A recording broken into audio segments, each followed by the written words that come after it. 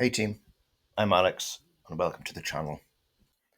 So we're going to make a start with the engine, and with all these types of projects the first stage is to strip the engine down and see what we've got. So let's crack on. And as with most mows, this is a single cylinder engine, so first thing is to remove the throttle linkage, and then a couple of bolts later we can get the fuel tank off and the cowling which surrounds the engine off, together with the pull cord mechanism. That reveals the main body of the engine itself, which is pretty mucky, full of spiders' webs and other bits of detritus, and also whipping out the spark plug shows a suitably filthy plug as well. Nothing unexpected so far. 8 bolts later, the cylinder head comes off, and here's what we found on the inside. Okay, so looking at this again, I'm not too concerned about it. Lawnmowers have very, very hard lives, so it's not unusual to get crap like this on the inside, so that's kind of okay. Doesn't look like the head's been blowing at all, which is good. What I want to do is get these valves out and check for the status of the valve seats. Can't quite tell yet, but that looks okay. And the head that I took off, again, it's coked up, but the actual interfacing plate on the gasket is looking pretty neat, so I'm pretty happy that we've got a good seal there. Just needs a thorough decoking, I think, but as I said, the engine itself has seized, if you remember from the first inspection when I got hold of the mower. So rather than just force it, I filled the cylinder up with a bit of dismantling fluid, let it soak there for a while, and then got a span on the flywheel. Result: I took the cover plate off for the pull cord, stuck a spanner on it, gave it a slight bit of oomph, and we're off. Piston turns nicely, so that's good. It's just a little bit on the sticky side. I'll overcome that now, and that's good. So the engine is no longer seized. What a result! And with that freed up, the engine now turns very easily by hand, which is good news. The exhaust valve itself is jammed right open. That's probably seized in on the stem somewhere. So as we take the engine apart further, we'll be able to get to the bottom of that and get that addressed. So we can now unbolt the engine from the mounting frame on the chassis of the mower itself. That's just 4 bolts. That then allows us to drain the oil out. And with that done, we can get to the magneto side of the engine, get the magneto off and the magneto backing plate off. Okay, so we've got the sump off, drained the oil, which wasn't that pretty, very sludgy and horrible, but that's to be expected. This engine's sat here for who knows how long. So we've got a gear driven camshaft from the crank. That's quite straightforward.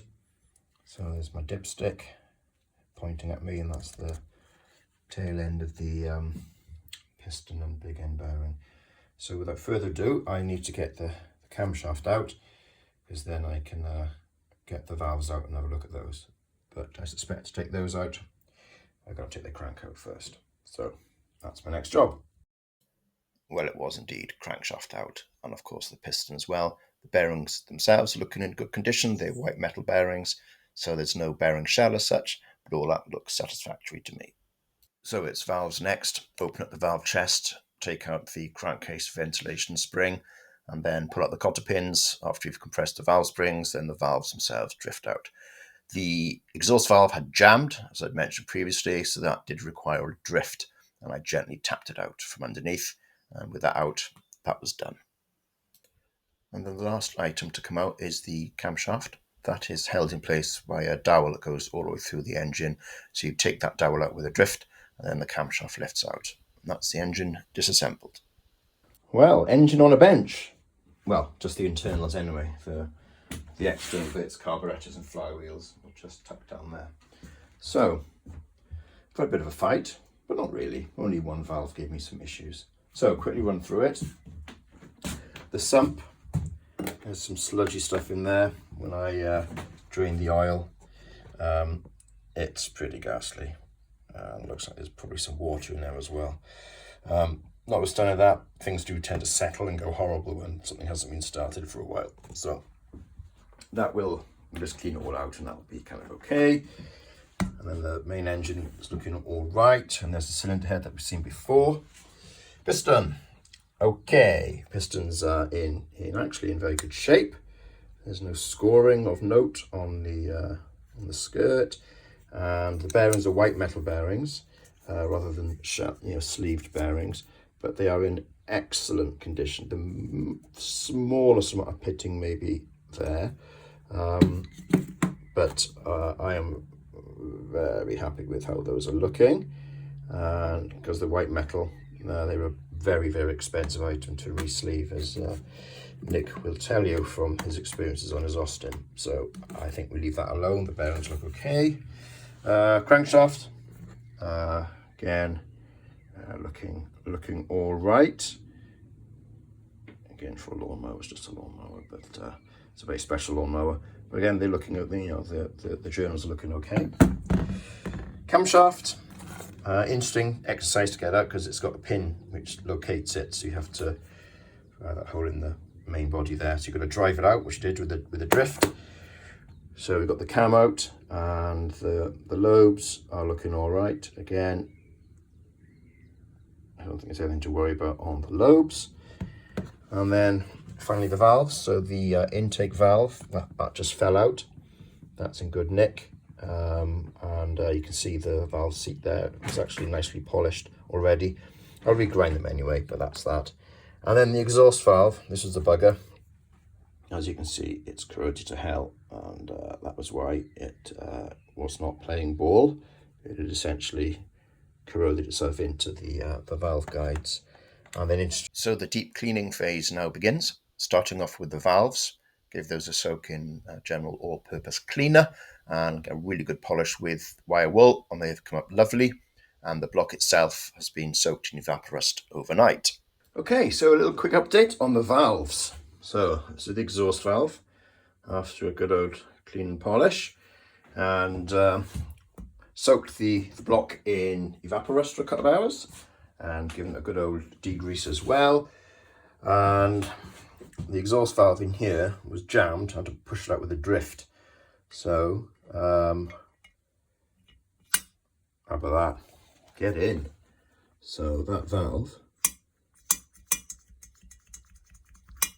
is happily sliding in and out of the guide, which is good.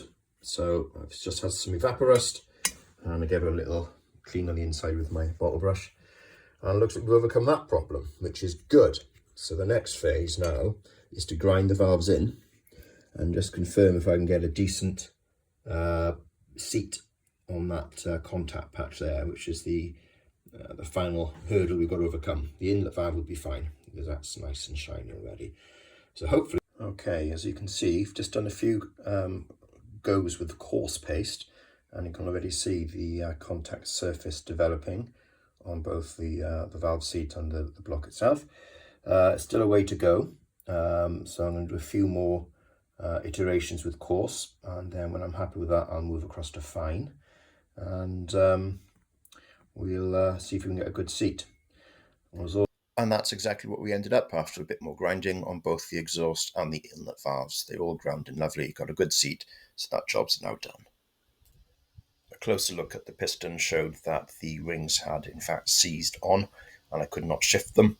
So after a bit of trying, I eventually soaked them in plus gas overnight to try and free them up a little bit, just so I could try and get a screwdriver in just to pry them out a little bit. It kind of worked, but then the rings snapped in the process. So to be honest, I was always going to change them only for new rings, so that bit of work is now done.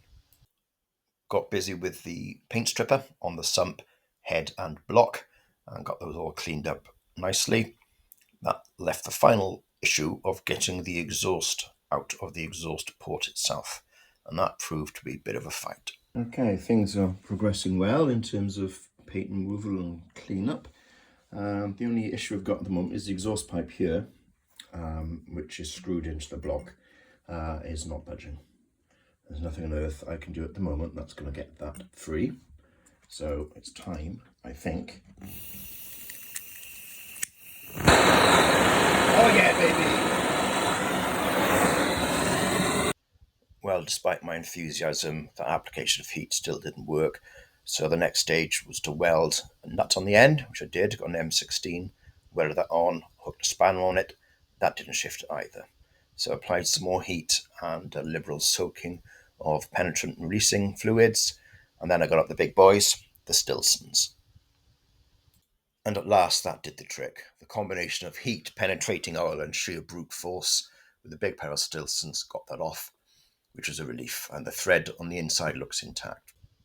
And finally, I just chased out the thread with a 1/2 inch BSP tap in the block, make sure that's nice and clean, and we're all done. So there's still a fair bit to do before we can start reassembly.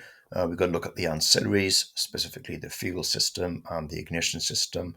Got to repair that exhaust pipe, give everything a paint, and get it all back together.